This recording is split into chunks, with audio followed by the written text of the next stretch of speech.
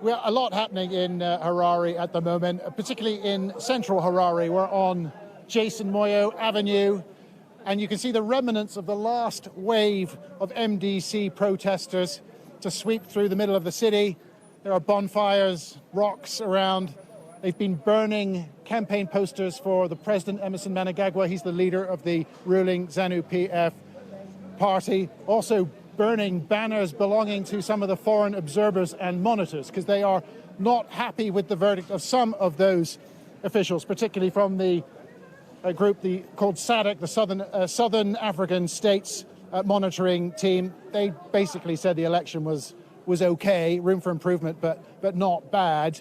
We have heard from the US monitoring group in the last few minutes. They said the elections failed to meet the mark. That's the IRI, US election monitors.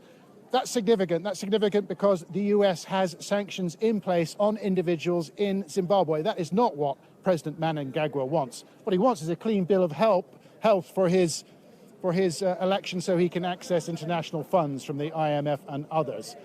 So very interesting, a mixed picture from the observers and a lot of anger, a lot of frustration in the streets. People are so angry here, I can tell you, because we've spoken to quite a few people. They can barely speak. They can barely get it out.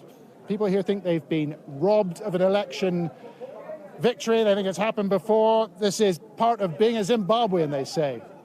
There is a big split in this country between urban areas where most people do tend to vote for the MDC alliance and the rural areas, which tend to be more favorable to President Mnangagwa. So it's very interesting at the moment. I think a lot of people here think they were offered the dream of democracy and then they've had it snatched away. And there's certainly a lot of distrust in the process.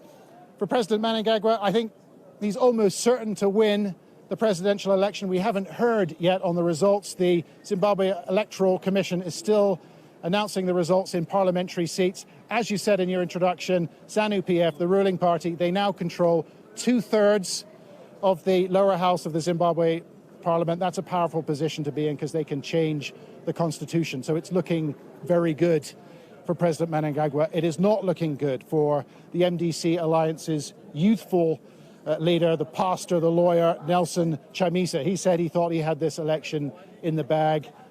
It hasn't worked out that way.